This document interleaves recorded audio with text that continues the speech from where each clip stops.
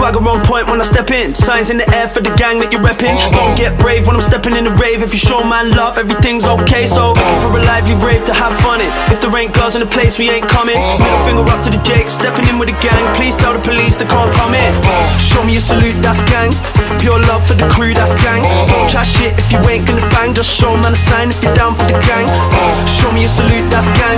Pure love for the crew, that's gang. Don't chat shit if you ain't gonna bang. Just show man a sign if you're down for the gang.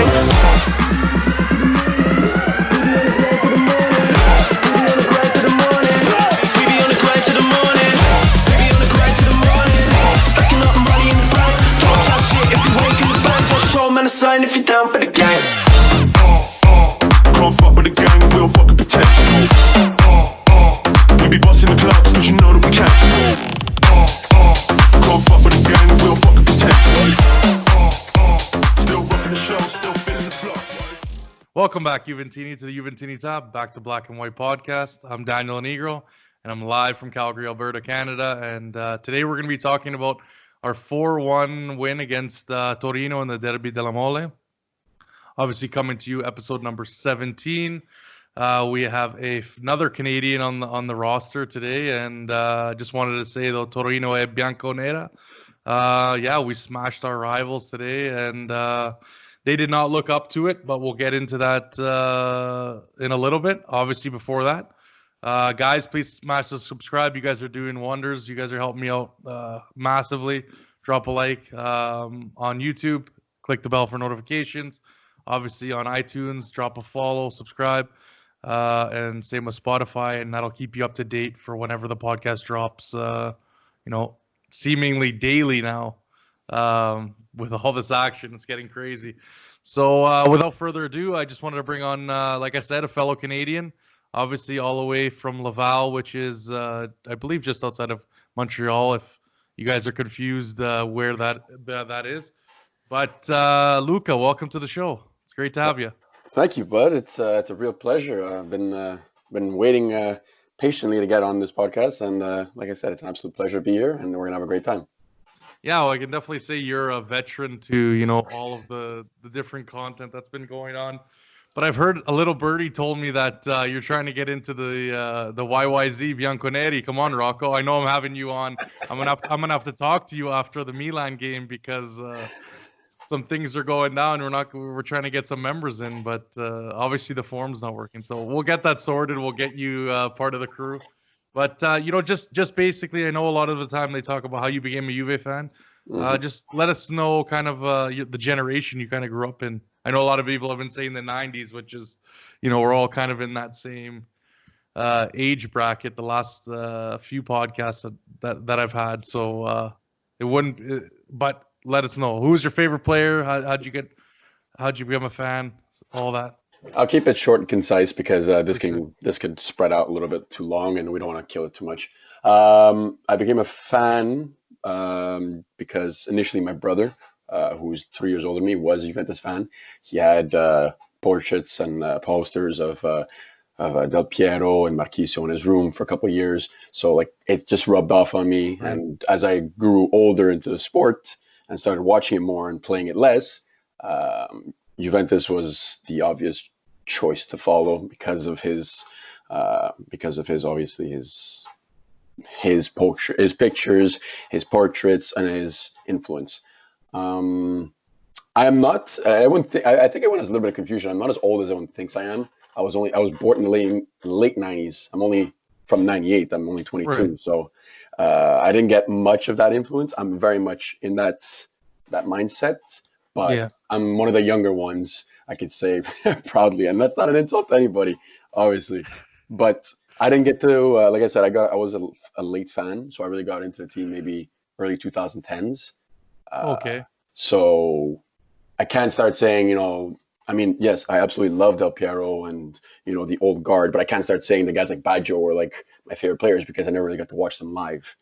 So I'm going to stay safe to the chest here and say favorite player, Marchisio, because I got to actually see him play. I got to see him in his prime, and unfortunately I did get to see him leave as well. So yeah, that keeps it simple. Awesome. Well, just relax. I was born in '93. You're not that. Yeah, it's not. It is 2020. It is 20. It has been a while. I'm not. It's not really a rub off, but I think people always think I'm a lot older than they would assume. Like, oh, he's in his late 30s. No, no, no, no, no. No, no, no, no, I'm no. not even close. I meant in the 20s. That's what I was more. Because Yeah, yeah. if you look at the last couple guys, they were all, I believe they're all younger than me. But so yeah, it's good to hear. But let's get kind of right into the news right away. Obviously, Ronaldo became the first player today to score 25 goals, obviously since Omar Sivori in 1960-61. Obviously scoring his first goal from a free kick. Thank God for that one. It only took him 43. It only took him 43 attempts. No big deal. Hmm. And obviously Dybala Ronaldo scored 4 consecutive games, so that's obviously great to see as we can get into this difficult period now of matches. Obviously, luckily for us, Milan is doing us a solid right now and scoring 3 goals against Lazio. I believe the game's still going on, but yeah, it's 3-0 as I speak. Yeah, obviously Gigi it was Gigi Buffon Day today. Obviously he broke the record for the most Serie A games played with 648. And other records obviously to break for him now. Only player to win 10 Scudetti, so I believe that happens this year. If we win it. Obviously number of games at Juve. That one's going to be a little bit more difficult obviously because he's on the bench. But he has 669, and Del Piero has the record at 705. And obviously, oldest player to win the CL. Everyone's got their fingers crossed with that one for this year and possibly next year. So, obviously, Milik is come up in a lot of the news, transfer news. Juve want to use Bernardeschi. There's also been Romero that has been linked, which was denied. And then, obviously, Luca Pellegrini, which, like I said, guys, welcome Luca Pellegrini to this illustrious club of never touching the pitch. But that's going to be a new category now to be talked about in the future. The Plus Valenza club, we'll call them. But yeah, what do you think? What do you think about Milik as a player? And do you think he's really worth the value that they're talking about? I'm not gonna play him down to the fact that he's a bad player or anything, because I think a lot of people. Well, I mean, Juventus Twitter just in general and Juventus fans, we downplay a lot of people we're linked with all the time just because, let's say, they might play for a team like Napoli and we're just so quick to judge. I think as a player all around, absolute talent. He does what he does very well, and there's a reason we as a club would even look to sign such a player. But I think what a lot of people have actually noticed, it's more the injury issue. For me, bring him in if you want him. He's a good striker, yes. But do we really need a player like that who's constantly out and part of our J medical? No. Keep it saved for Khedira. Keep him over there for now. We don't need more people in the freaking medical place, Yeah, we only have so many beds, so let's restrict it to what we got. Yeah. But yeah, so obviously 1 goal conceded in 5 games. That's a pretty steep record for us. I mean, obviously known being a defensive team, but after a lockdown, a lot of there's been a lot of goals conceded if you're watching the other games, and obviously De Ligt is being worth every penny spent, probably even worth more than what we spent, and it's just insane. Just a little. I think he's probably I'm going to give him the man of the match because he was just solid again. We'll get into that penalty. I mean, again, there was some chirps a little bit on Twitter about what happened there, but we'll get into that. Obviously, if you've bought tickets to Juve Lyon, some good news. You're going to be getting your money back. Francesco, you're going to receive a little check in the mail from Juve finally. It only took him about 108 days late, but who is that for me to say, 3 months, 16 days. No big deal. That's not a big. That's nothing. Who's special. counting? I'm not counting. Yeah, exactly. Yeah, Juve, Belgium. It was so difficult. It took them 3 months, buddy. Juve, Belgium, 3 months. But anyways, again about Buffon. Obviously, 19 years ago we signed him for 52 million, and just unbelievable. And no one, I guess. Well, I mean, if you predicted all of this to come, then you should be buying some lotto tickets and stuff like that. But if not, yeah, greatest goalkeeper all time for me. And just unbelievable what he's done, what he's still doing. Obviously, didn't have a busy day today, but yeah, congratulations on that feat. Now we'll get into the derby. 41 points between Juve and Toro. Obviously, that became 3 points bigger today. But this is the biggest gap in the 3-point era. So it's getting out of hand. Toro's got to pick it up because we are just spanking them. And I thought it was going to be a lot closer game. If you guys listened to the preview, you would have heard that. It was either going to be two things, like we faced with these other three teams. They really laid down. They kind of put up a little bit of a fight, closer in some of them than others, but really nothing to worry about. Let's get into something that's obviously playing on fantasy. Messi to Juve. I don't know if you've been looking on Twitter, but apparently he's pissed off at the Barca board. I guess maybe we'll get a swap deal with him and Sami Khedira, right? I love when people say that. It gets me fucking dead. Man, you know what? We could dream all we want. We could hope all we want. In the end of the day, do as a fan want that to happen? I don't know. I really don't know. I think the universe would implode with all the Messi fans and all the Ronaldo fans coming together. It would just it would be a big bang too. The universe would be realigned, and who knows what the fuck would happen. But Juve Twitter would not survive. I just put it that way. What a mess. Well, we would take over Twitter because that's usually all there is on there. That's all it is. Jeez. Then there's what other fanboys do we have? Who else is gonna get involved? Yeah, exactly. Maybe then they'll be against Man U and the EPL teams. That's really all that'll be the surviving cast. But obviously, this one kind of pissed me off a little bit. Obviously, I've said my thoughts on Twitter. Obviously, from July 1st, which is Canada Day. I don't know why they picked that day. That's a great reminder now. Obviously, Juve will not have have no words above their logo from now on. Yeah, I'm not very happy with that. I mean, that's the club. That's our soul. That's what we had left. I mean, if you don't have the name on the logo, what's really the point? It's not like a team that traditionally didn't have that on their logo. And again, they already had moved it to a brand. And some people were saying it was kind of a half step, and that's what they wanted to kind of keep the sanity. I think it's kind of bullshit. I think you look at teams like Real Madrid, you look at teams like Man U, Liverpool marginally changed their logo. You look at, like I said, most of the big teams, they're not jumping football fields in design. And I mean, if that would have happened, if they would have modernized, let's say, the logo that we previously had, if that's what they wanted to do, would have been completely fine with that. And I've seen some actually brilliant designs of what they could have done. And really, we're still behind every team that we wanted to catch up to, even with Ronaldo, even with a brand change. And I don't see it. I mean, if you guys are really so wrapped up in wanting to win this damn Champions League, there's two clubs that I'm sure they'll accept you on. That's kind of the reason why you come to a club like Juve, is because of the passion, the history. It's more than just about, and this is kind of what calcio, soccer, football, whatever you want to call it, is boiling down to nowadays, is just trophies and money.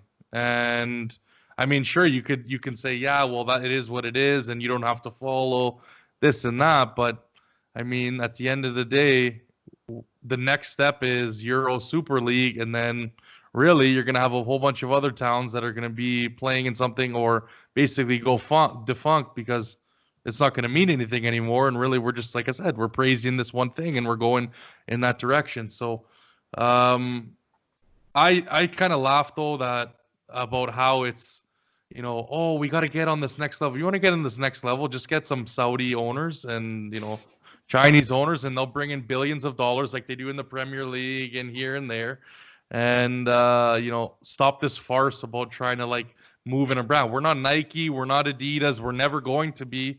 and we never will be. So I don't care if they make it a J, if they turn it sideways to kind of look like Nike. We're not getting on those numbers because we're not selling shoes. This is a football club. So, but anyways, I would like your opinion, Luke, on it. Oof.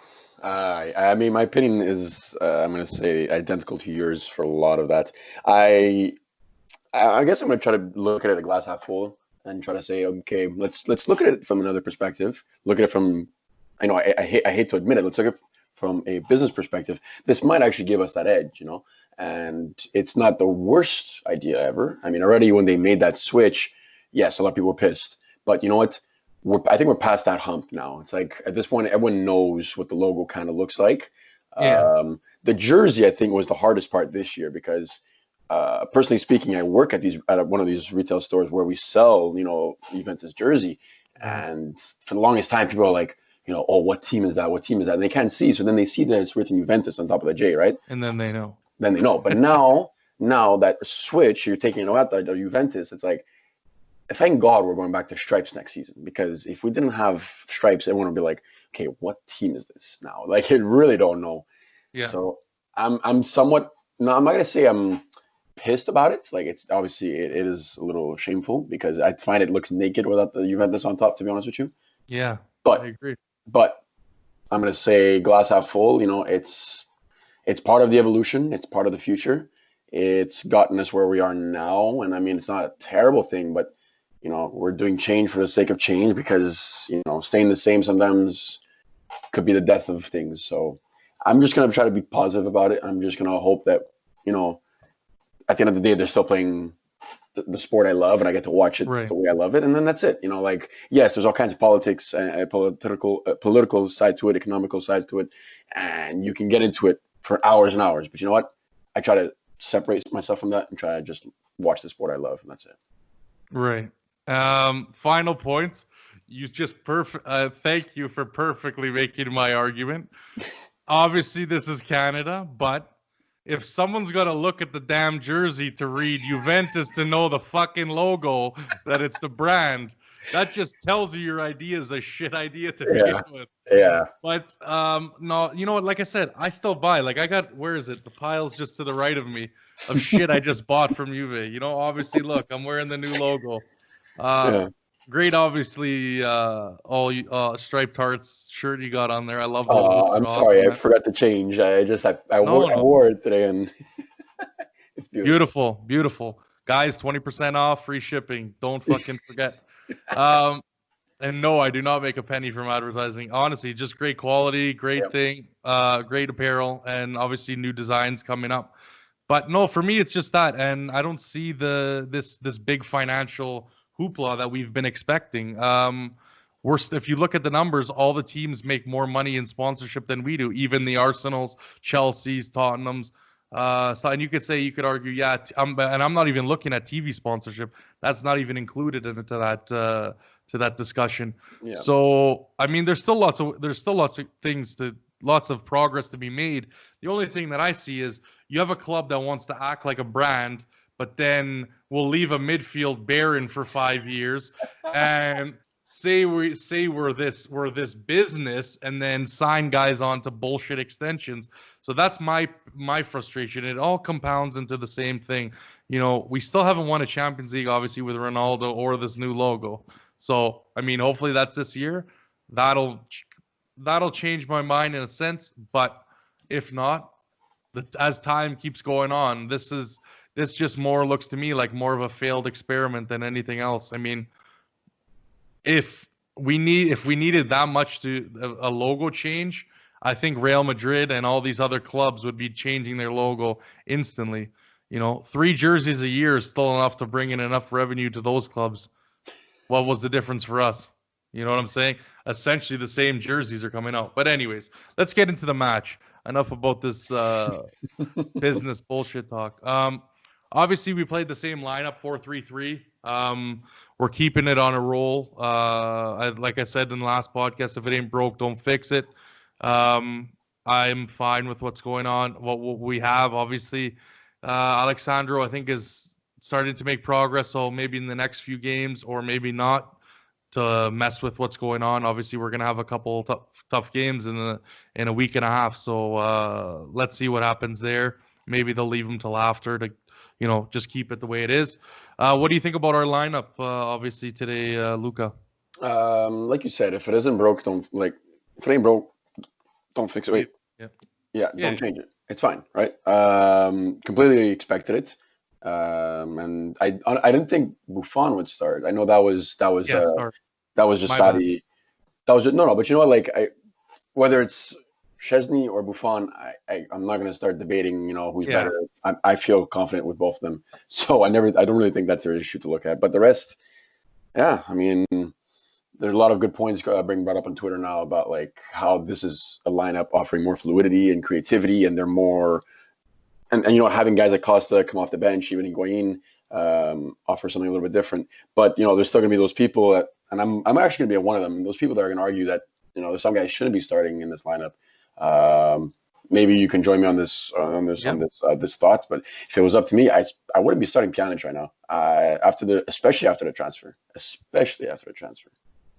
Yeah, I think he got that hit to the throat or something like that. I don't know if he was faking it or not. I guess I don't know. Maybe he got his larynx got caught or something. I don't know. But it seemed like he was having difficulty. So I don't know what the hell happened there, because it didn't seem like he got touched at all. But or at least barely. But and so that kind of got me worried seeing that. And then I get your point, and obviously I don't think that Artur has played yet. I think he was on the bench against Atletico Madrid. He was, so I don't think he ended up playing.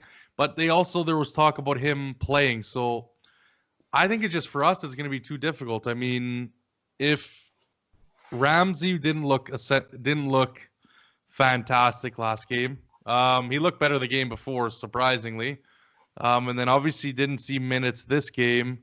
Next game is going to be difficult too, because now we have obviously Dybala and De Ligt missing that game. So I think for right now, keep them in. It is a little bit of a dangerous play, but if there's nothing, obviously they would know better than us.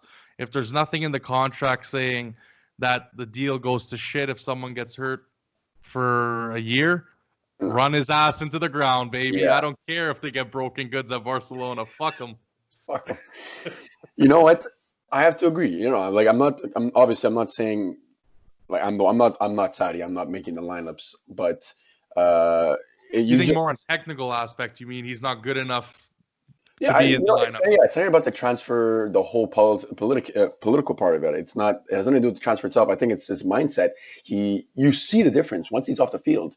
You feel it's moving better. And honestly, as much as I love Bentancur on that right side, he's better in the middle holding. He's just running his head a lot less, like he's a lot less worried. He's got less ground to cover because he doesn't have to cover Pjanic's ass. Yeah, I agree.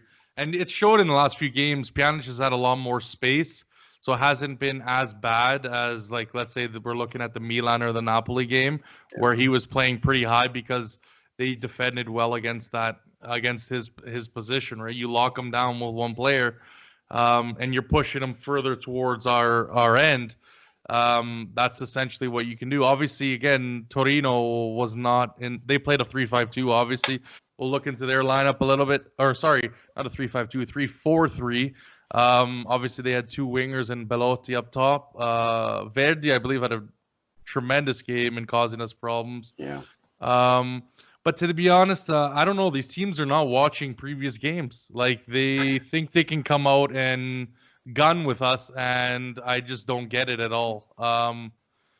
Yeah, but again, let me rewind a little bit. With the Pjanic thing, I think the only problem of they're not doing it, and so the reason why Sadi's not putting Ramsey on is just, again, in terms of preservation. Yeah, 100%. Because if you put let's say you bring Bentancur back to the regista or the middle, if you want the middle of the three, and you put Ramsey in there, and then let's say these guys are burnt by come end of the season, even though it's looking like maybe we'll wrap it up a little bit sooner than we thought. Again, fingers crossed, knock on wood.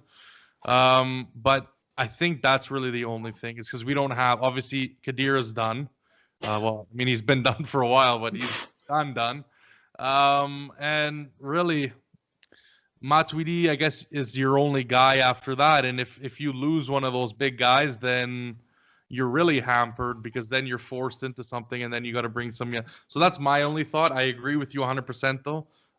In the games that were coming up, I think you should definitely play the best lineup that you have. But because I think we're going to get a tougher test than we have. I know as much as today was great 4-1 win.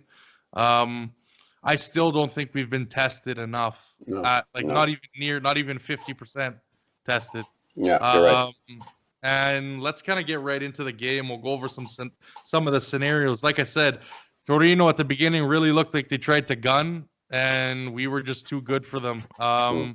We were winning the balls back. We were countering them quickly once that happened, and then obviously you look 2 minutes in, Dybala with some magic walks in and just buries one, and you could say it was a deflection, but just great play. And again, a lot of these teams are leaving space for our strikers, which is weird. You look at the Ronaldo goal last time, and like 3 guys kind of backed off on him and let some shoot. So, and again, I've noticed they pulled 5 back and they were narrow, and that just gave us so much space on the wing, which we don't use anyways.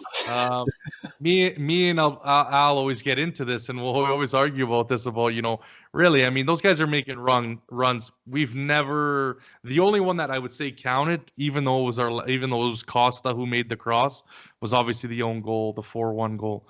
But besides that, I mean, I don't see any point of using. We have enough talent to unlock teams that, and at the end of the day, even if we are putting crosses in, there's no one there that's gonna be getting on the end of those. I'm sorry, Ronaldo's not doing that. He's not doing it anymore. Nope. So, and I've seen, I mean, he was good. He was running today. I was happy with his performance for the most part. I mean, other than the goal, wasn't anything real special, but I think he was moving a little bit more than I've seen him in a while. Now, obviously, 7th minute, you look at Cuadrado, right? And some people were liking what the fullbacks. I mean, to me, those are my worst players. We need to get this solved because he's no problem I won't criticize him at all in the offensive end. He scored a great goal today, even though Ronaldo did some step overs, laid the ball off late as it was, and then if it wasn't for Torino's shitty defending, Cuadrado wouldn't be able to shake the defender and then obviously hammer one into the bottom left-hand corner, right? But to be honest, besides that, they are getting beat a lot of times on our wing, and they are sloppy. And I'm waiting for a team like Napoli. Well, obviously we're not going to play them anymore, but of that style, and they're just going to get beat way more. And then you look at Champions League, and that's what I always say. You got to look at the top teams that we're going to face. You don't compare yourself down to your competition. You want to compare yourself up to the better teams, right? So, what do you think about that, Luca? Obviously, the first 30 minutes wasn't necessarily great. I believe Danilo and Cuadrado switched for a little bit. Yeah. For whatever reason, I wasn't quite sure why that was. Maybe it was just I guess, try it out on the see, and then obviously they went back in the second half. They were both on the left and the right. So, but yeah, no, lots of poor. I got a lot of notes here. It was just poor defending off corner, poor defensively on Torino push. Izzo open at the back for a header, I believe. But I can't believe Bernardeschi. I don't know what's up, Sky. Stop doing these bicycle attempts. Take the ball on and put the ball in the back of the damn net. It's getting like ridiculous with me. If he would have scored that, I saw him like winding up. I'm like, if this goes in, we're never going to hear the end of it. Oh, exactly. But he could have easily like just chested that and volleyed it. Yeah, I mean that's what happens when you have Ronaldo on your team. Now you aspire to be like him all of a sudden. Fuck's sakes. But I mean, no, I think it would have done wonders for him. But anyways, let's get into it. But again, we talked about, obviously 30th minute, Cuadrado shakes the defender and scores. Again, it wasn't. I'm really noticing Ronaldo takes way too long And that's why I find that Alexandra has such a difficult time on the wing, and as well as Matuidi when he was playing there, is because you have a guy that you're kind of backing off of, and you don't know what he's going to do. You don't know if he's going to push at the defender. You don't know, and he's doing step overs in that. So I'm getting this hesitation where, or they're hesitating on, okay, make the run, or if they do make the run, by the time he does his step overs, you're in an offside position or you're lined up with the last defender. And if you're lined up with the last defender, there's really, it's going to go to you, and then it's going to go back to switch it to reverse the ball around. So at the end of the day, I find that's kind of one of the sticking points to me is Ronaldo's just not being decisive in his when he has possession of the ball. Obviously, he's like I said, he's changed a little bit, but I've noticed that in the first 30. Getting into the second 30 minutes or until the half, there was a couple, another trash free kick from Ronaldo. And that's when I was saying, I don't know if you were saying this, and I'm like, why the fuck is this guy still taking free kicks? No, I didn't say it because I think everyone's already thinking in the same thing. Yeah. But I saw him step. You know what? Every time I see him step up for it, I'm like, maybe today's the day. Maybe it's gonna happen. And the first one he missed wasn't a terrible angle. Better for Dybala because exactly. it was on the right side, right? So I'm like, okay. Well, let's see what happens. But then when he just trashed it to the left, I'm like, okay. It's like, enough, buddy. Like, relax, son. But we already know. But, towards the end, there was a little bit of a Torino push. Again, like I said, countering. Nothing really. Defense looked a little loose, but, Delict was in there, strong as ever. Stop making blocks, stuff like that. And then, again, we pretty much held the ball until the end of the half where then on an open chance for Torino, we get a VAR review of a handball. And we were talking about, I swear, we were talking about this the last podcast. And literally, when it comes to penalties and when it comes to handballs, we got to get our shit together, Serie A, and football in general. Yeah, oh my God. Because it's getting ridiculous. There's no clear guidelines. We say this, is his frame extended, this and that. No. Should be the rule. If it's hand to ball or ball to hand, that's it. It's plain and simple. If it hits off your body and it hits your hand, it doesn't matter where your hand is. It doesn't matter. It shouldn't matter at all. At all. Unless you're getting an advantage, right? Like, unless it's like off his knee and you push it forward. Let's say you're an attacker, right? You bounce it off your knee and then it clearly shows you pushing the ball forward to get an advantage. Yeah. In those cases are pretty obvious. Okay. But in this one, it was like clearly hits his thigh, bounces up, hits his arm that's kind of out, and you're just like, was that going to that wouldn't have gone in because it hit his thigh first. Mm-hmm. So really there should be no, and a lot of the commentators are saying that as well, but I'm surprised he ruled that decision. What do you think of that, Luca? No, I'm on your side for the decision, and he gets a yellow card. That's another thing that pisses me off. Can add, it's one thing the decision to be crap and utter, bullshit. It's more to add a yellow on top. Unless, like a lot of people were asking, where to get the yellow. Maybe, I don't know if Delict is that type of player. It didn't look like maybe he mouthed something after. Oh, dissent, yeah. Like we could check. I don't know if they actually have a report saying what the card was for, but I'm just gonna say I'm glad he didn't take it too bad. Like, he continued the game. He was very you saw it. He shrugged it off. He's like, whatever. What can I do? And I'm pissed, but you know what? I'm more pissed because he was doing so well. He deserves so much better than that. And knowing that, Rugani is gonna have to step in next game. I mean, okay, I'm gonna pause there. I don't want to shit on Rugani. He actually had a decent start. He had a decent couple of appearances in the season, so I'm not gonna start shitting on him. But we're going against Milan, who just beat Lazio 3-0. So I would have liked to have my best fucking defender there. Yeah, no, that's definitely, and a lot of those, even in the beginning of the season, I found there were similar, more of this new rule thing being applied and no real certainty on how to call it. But I mean, obviously there was a couple that were his fault, but whatever, it's fine. As a defender, you just got to move on from that, right? And yeah, no, again, like you said, he just stepped up and he had a phenomenal game again. But yeah, let's get into obviously the second half. Obviously, Matuidi comes on for Pjanic. we talked about his little incident with his injury, but yeah, It was- Matuidi there just comes in for, just to kind of finish it off. It's 2-1. I guess to add maybe a little bit of legs. But I, did, what can you do? I didn't get that. I didn't get that Sub. change. Like it was, if it was from the injury, you would have changed him at halftime. Why make him play the 2 minutes? Like I think he got subbed in at the 48th. I'm like, Yeah, exactly. so I don't know what it was he saw, maybe, but at least give him another 10 minutes. Wait till at least the 50th or so, the 60th or something. I'm like, what the fuck was that? Yeah, no, it definitely was early, and then even a few 6 minutes later, obviously Bernardeschi gets subbed off for Douglas Costa. Yeah. But again, Danilo had a shocking moment against one of Torino's wingers, and again, it's like we really need to fix that. We need to get obviously if they want to come in as if we want to keep them as, let's say, bench players, and obviously I think Cuadrado's a better winger than he is a right back, tenfold. Yeah. So we're gonna have to figure that out because we're gonna have a lot of wingers. Again, like I said before a while ago, yeah, definitely way too many wingers on this team, especially with Kulusevski coming up. Yeah. So that's gonna have to get fixed.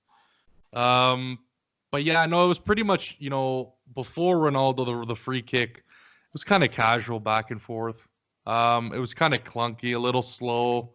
Chances here, chances there, nothing really special.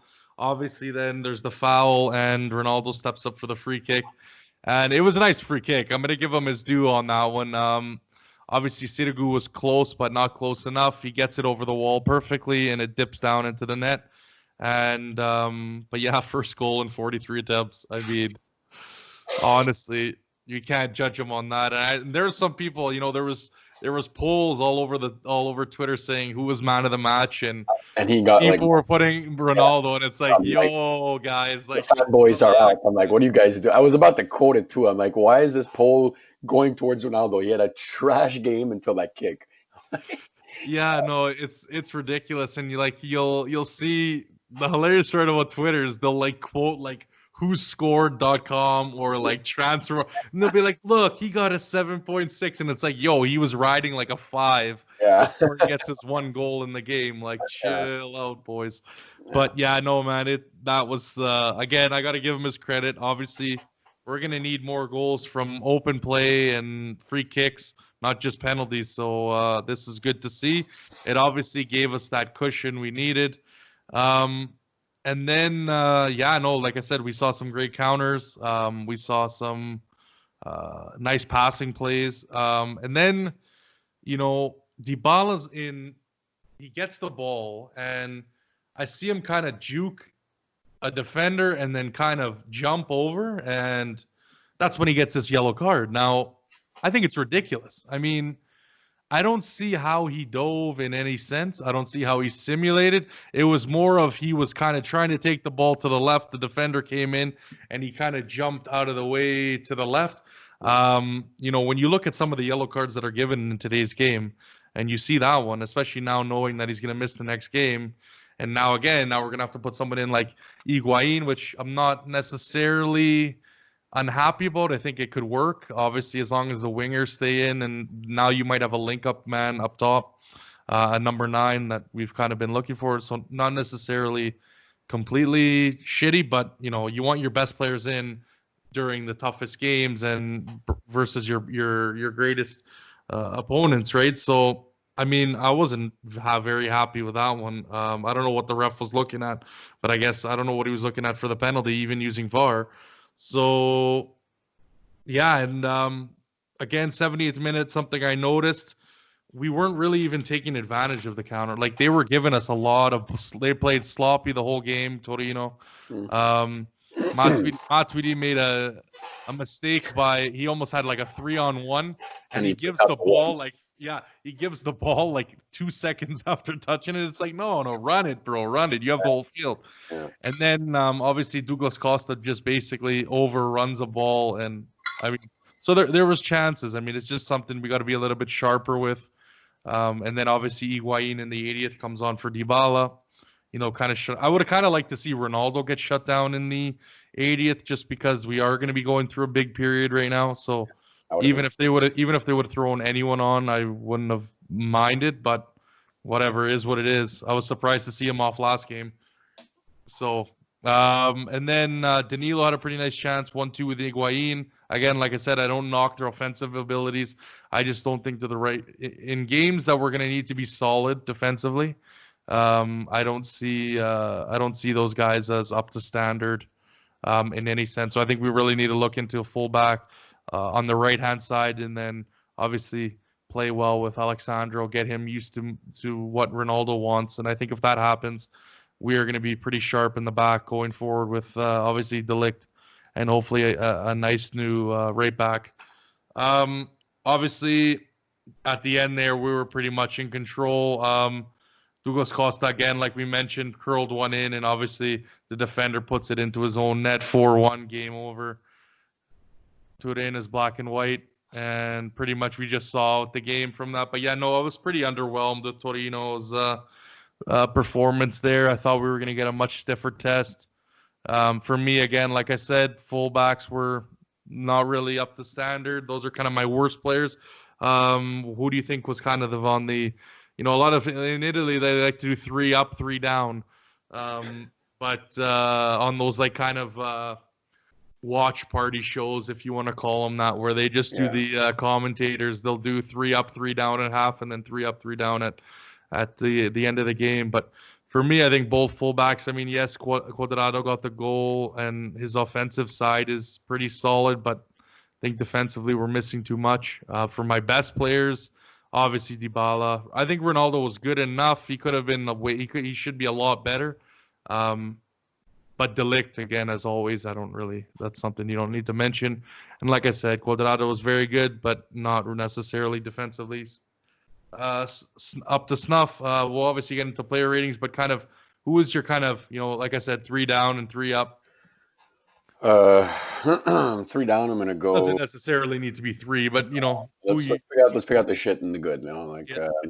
Danilo, you're for sure you're on par there. I don't think Cuadrado had the worst game ever. It wasn't great. I put him in the middle. I wouldn't say he's good or bad, but Danilo definitely had a little bit of a crappy game going on. Alongside him, Pjanic, again, after he got that hit, like you said, it was freaking off. And then I wouldn't put Ronaldo on either. He was, like you said, okay. He could have, for his standards, definitely on the low, but whatever, let it slide.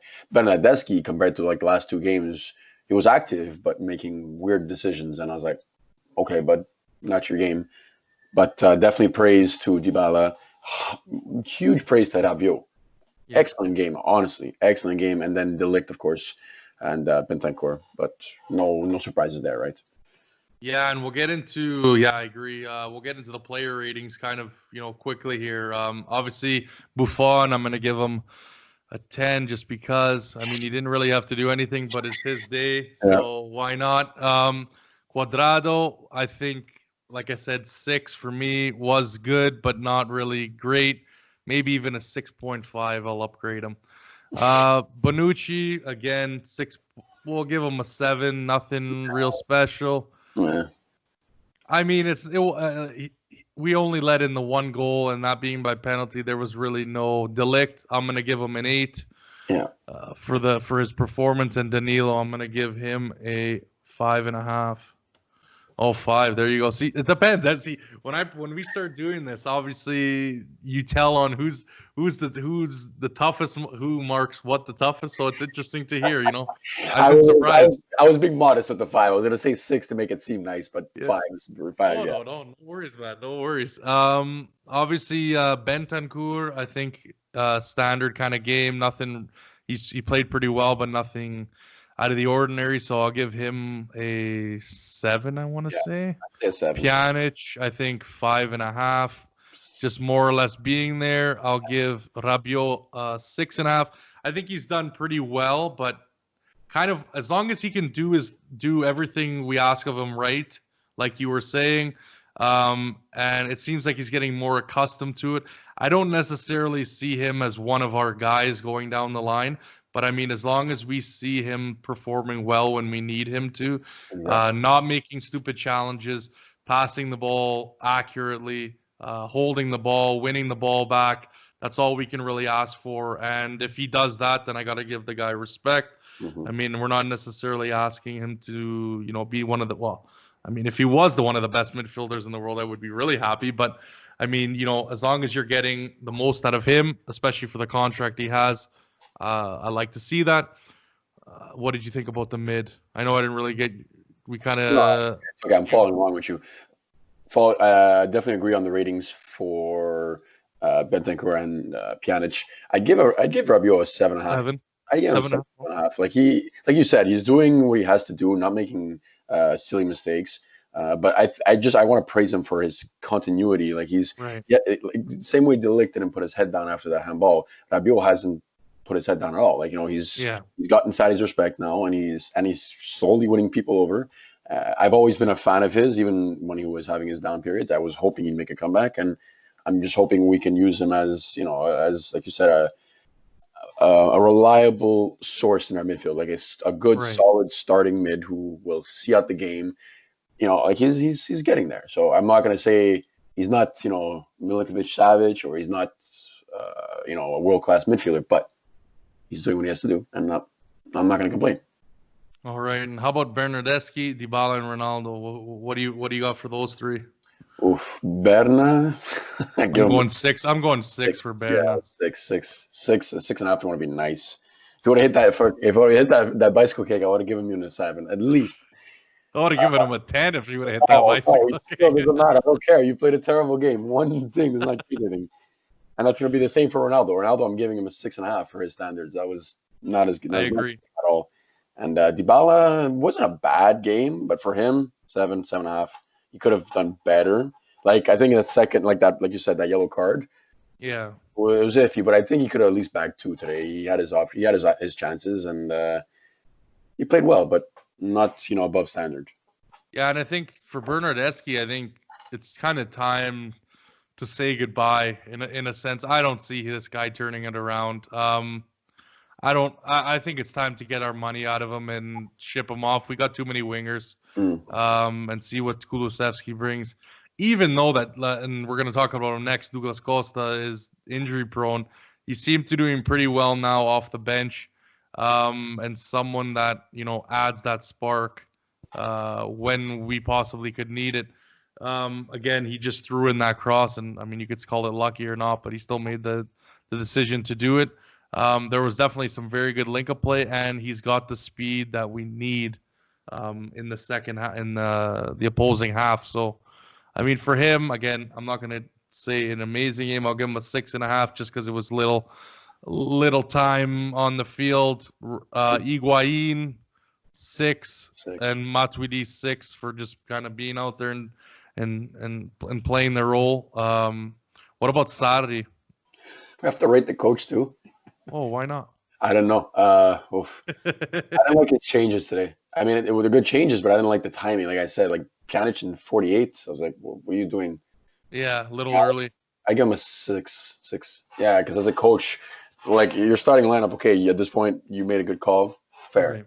But you're then judged on your tactics and your changes. So I'm going to give him a 6 because, yeah, okay, he brought in Costa at a good time. I think Costa was a fair swap. Matuidi too. No, sorry. Costa was good. Matuidi was a little early. I found that weird on the Pjanic. Yeah. Higuain, yeah, you saw. But like you said, I would have liked to see Ronaldo come off. I think both him and Dybala should have came off. Like Dybala was already out next game, so I mean, you could have left him. But Ronaldo, like you said, we got Milan and Atalanta coming up. Oh yeah. Yeah, so that's another important thing. Yeah, that you just brought up. Yeah, exactly. So Dybala is not going to play next game, so really it wouldn't have made a difference of bringing him off, anyways. But let's get into. Thank you for those ratings, Luca. I appreciate it. I think you're pretty even keel on those. It's fun. No, but it is interesting to see how different people rate and how harsh they are and how lenient they are. But definitely good to hear. But obviously, Sarri had kind of few words, at least that I found online.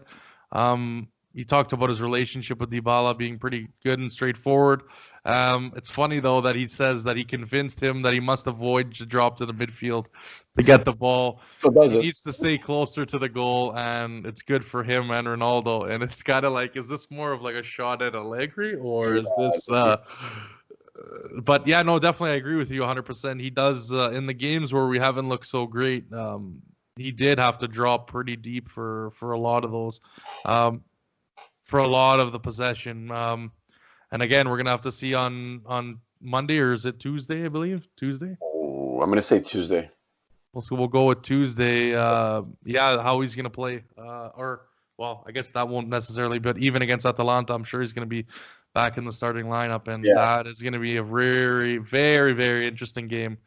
Oh, I'm so Well, me too. I'm worried. I mean, it's like, again, I said this before. It's not more necessarily being scared of the team, but it's just more of worried about seeing how well they can play and how we're going to line up against them. And you know, definitely we have enough guns to hang with any team in Serie A, but you know, they're on form. Like when they beat Napoli, that was really that was the tipping point. You're like, oh shit, a statement win. So yeah. definitely something to look forward to. Obviously, Buffon was on the mic. He said it wasn't necessarily a big deal. I know this guy's a consummate professional. Such a pro. I kind of figured it was just, he's like, no, it was more of a, he was today, the real pressure was the game, was on the game. So, you know, he's a legend, and you know, it's pretty. You gotta love him. You gotta love him. Like the fact that he would ignore becoming the highest capped player, Yeah, just so he can keep his professionality. Like he's just so. You gotta love him. You saw him smile. After. Like you know he's doing it just because he has to, and that's just how he is. But deep down, he's probably fangirling. Like, yeah. Well, you know, because if it was Ronaldo, you would have had about 17 posts coming down Instagram and Twitter and photos here and there, and it's just like different mentality. And I'm actually quite happy that we got him back. Obviously, now we've extended him for a year.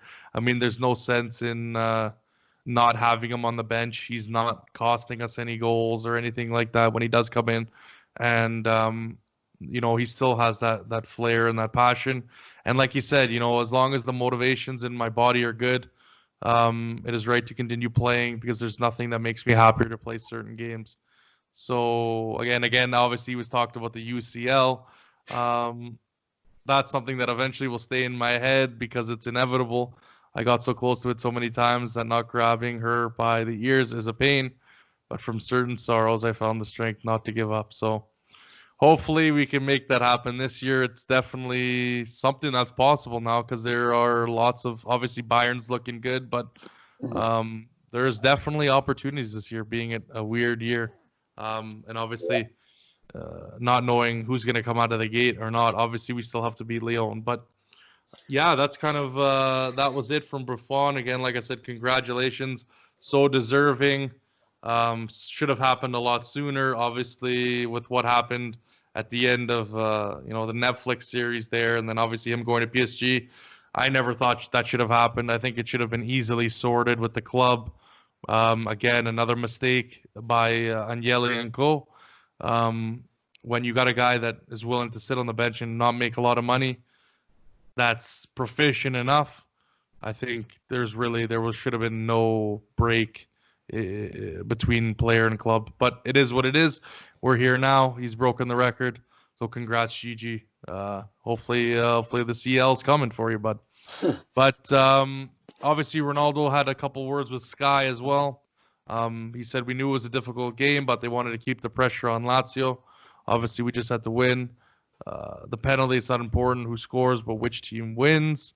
And now we have to look ahead and beat Milan. Obviously, he said he needed that free kick goal for my confidence, obviously. And then he did talk about, you know, the important thing was the win, not just who scores, be it him or Dybala. Just important to win. So it's great to hear him talk about that. Yeah, kind of your thoughts, Luke, on what was said. I mean, pretty straightforward stuff. Yeah, nothing I wouldn't expect. Like we said, Buffon's a professional. You can't really quote him off like for what he said. You gotta love him. Ronaldo, yeah, he's also a very good professional. Wise words. He had to toss in the comment about the free kick, obviously, which is acceptable. But you know what? Yeah. I think he's just doing it to play the game. He's doing it to mess. He's using the media to his Yeah. advantage. Like the guy knows after so many years, and if it boosts his confidence, and shit, it scares other teams. We'll Yep. not complain. And then again, just looking ahead to the next game, obviously July 7th. I'm just checking it right now. Obviously, it is Tuesday, so we got that one right. Milan, hot off their win against Lazio, a 3-0 win against Lazio. No Dybala, no Delict. It's going to be at the San Siro, and it's obviously going to be a late start. 1:45 for me, obviously 3:45 Eastern, and 12:45 Pacific for all you guys on the West Coast. And then I believe that's a 9 o'clock fixture, 9 or 8 o'clock fixture in Italy. Yeah, 9:30, something like that. Yeah, so definitely the late game. Lecce plays Lazio at 11:30 before us. But yeah, what do you think's key to that game? How do you think what do we need to do to win that game? After watching today's Milan, like I watched majority of the game before the pod, and they look good. They looked really good. But I think because Zlatan's going to probably be out, his injury looked like they took him off at half, so I'm not sure if he might even be. He might start. I don't know if he's going to do a full game. Not that I'm worried, but they played with heart, and they have something to prove now. So I think the key, especially now we're missing two of our star players, I think the key is just to continue the fluidity that we had, and I'm not gonna say I couldn't point out any weaknesses today with Milan. They're playing so well. They're defending well. They're attacking well. Yeah, they had some flaws, but I think the key is just make sure that Sadi motivates his players, and hopefully they step up. You can't really ask for more. Yeah, don't take it for granted. Were they playing in the Christmas tree 4-3-2-1 or 2-3-1? Yeah. Or 2-3-1? Okay. 4-2-3-1, yeah. So yeah, no, we'll definitely see what happens in that one. Like I said, I just don't hope they take this too lightly. Let's get into a couple questions. Obviously, Julian from WhatsApp. When are we signing a real CDM? I guess Julian thinks we need a central defensive mid with Sarri's system, kind of maybe like Jorginho. I don't know. I don't see that happening. No. I'm kind of shocked if we'd pick up another midfielder in this window. To be honest, I don't see it happening, but you never know. We'll see what happens. We all want it. Yeah. We don't always get what we want, though, as Juventus fans. Tell me about it. No, CDM, I don't think I think Arturo already plays more as a central, right? Yeah. Or what the games I've seen. Not saying he's a classic CDM, but he plays that central role. So we'll see. So he could, yeah. But I think if anything, I'd slide Rodrigo there, and we're happy. Yeah, I agree 100%. Milik, Berna, Pellegrini swap, obviously from Phoenix. Thanks, Felix. Thanks for the question, buddy. Yeah, I don't see it. I don't want it to happen. I would be really disappointed if that's what, because you want to make the right move where you're getting the money and the player being worth enough to really help you out. And I don't necessarily see us needing to go that far, especially if they're going to want money involved with it as well, because it doesn't look like they're really happy with Bernardeschi, and they're not really happy with obviously Romero, like I said earlier, and then Luca Pellegrini. There's just too much need there to bring him back to really even think about that. Obviously, Felix also talked about Rabiot's good form. Yeah, like we've said earlier, pretty straightforward. As long as we can get good performances out of him consistently, everyone's going to be happy. And then we'll get into our final segment, obviously, of the pod. I call it Allo Stadio. And I guess, again, I forgot to ask you before the podcast, have you been to Torino? I've been to the motherland, but I've never been in Torino. Okay, so it's kind of like me. The first time I went, I unfortunately didn't get to go see Juventus at all, which I was pretty pissed off about for my parents. But I ended up going in 2016. So just give us, what are you, like you said, you're not necessarily, have you seen any games obviously in Canada? I know there was some on the East Coast there. Nothing around Toronto or New York or anything. You guys are so close. Yeah, honestly, it's just there's been some games, but like trying to just get access to them, and even when they did come, it was like, oof. trying to get those tickets. No, I haven't been to a Juventus game, unfortunately, live. Okay, well, that's not a big deal. We'll go to the step two. Like you said, you said you're a fan a little bit later Mhm.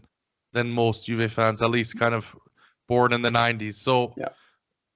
what's your most memorable Juve moment that comes to your mind? You know, obviously, I know the first season has been brought up before, of that we won, obviously, the Scudetto in 2011, 2012. But to you, what is it? We like the nostalgia here at on this podcast. So, Of course, you guys do. Uh, it's tough picking one, you know. It's tough to pick one. I think I'm going to go more on the emotional side. I think um, I'm not going to say, you know what? No, I'm going to say the farewell, Gigi's farewell, since we talked about it a lot. For me, that was, yeah, it was very sad, but it was just so beautiful. The guy is just so loved and so respected. And for me, it was just beautiful to see. And it's a moment to me that I can actually, you know, never forget, because it was just amazing. The praise he got, to see them just break down in tears. yeah. And as sad as it was, for me, it was just memorable and beautiful. And it just shows you what the sport really is about and what he means to our club. So I'm not going to pick some goal. I'm not going to pick some win, because, like I said, I'm a new fan. So I haven't seen many wins. I mean, winning the league is one thing. When you do it 9 times in a row, it's like, okay, 8, sorry. At this point, it's like, I'm not going to start picking them out, because we're used to it. If we would have won the Champions League at one point, okay, I would have brought that as my favorite memory. But I've seen us lose too many Champions League finals, so I'm not going to start bringing that up and put this note in a negative tone. So Yeah. Gigi's moment, that's what it's going to be.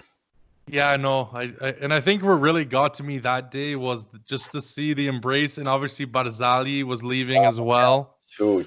And just like the hug between Claudio That's a moment. and Buffon and Barzali is just yeah, man, it was just incredible. You know, that was very emotional day for me. Definitely shed a few tears, like the Del Piero one. Yeah, for sure. But yeah, no, honestly, cannot say anything bad about the guy. I mean, a lot of people even got at him after that red card. To me, it doesn't matter with the shit that he's done for us. Yeah. Staying as long as he did, and you know, just being class the whole way. Obviously, for the Italian national team as well, the amount of games he's played. Obviously, the World Cup comes back into my mind, and yeah, well done, Gigi. I mean, you got, like I said, for me, I would have given you a blank check, but you know, hopefully we can see the rest of this year and obviously into next season, and hopefully a proper farewell. Like let's get some creativity there with the curva and some shit like that. So yeah, because we know our club can't do it properly, so might as well. We're gonna have to organize. Yeah, exactly. They're gonna have to organize it themselves. So, but anyways, Luca, I appreciate it. Obviously, we're a little bit constrained for time, but not necessarily. It's been a good show. Obviously, again, actually, before I forget, happy 4th of July to all my U.S. followers, U.S. friends, family, because I do have family down there as well.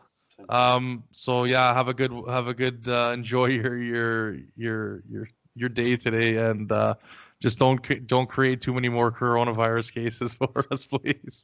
We want to get back to normal. We want that border open again. Jesus. Yeah, exactly. I'm dying to go on vacation, man.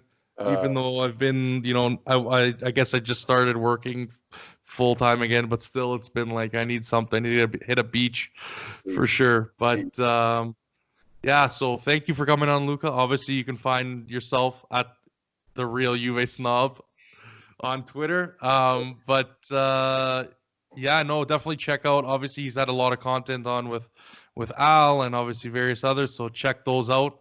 And obviously for me, it stays the same at Juventinita, DAL on Twitter and Instagram. Obviously, you're gonna find it on YouTube, iTunes, Spotify, Podbean at Juventinita, Back to Black and White.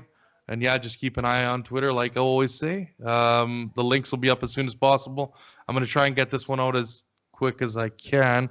Tonight's family dinner night, so I gotta see if I could pull this one off. But if not today, you'll be hearing this on Sunday.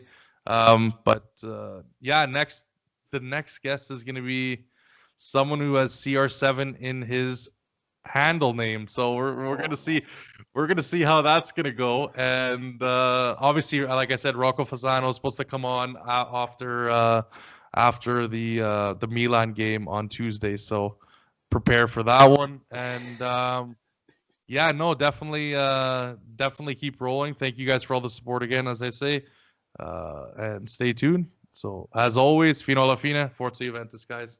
Ciao.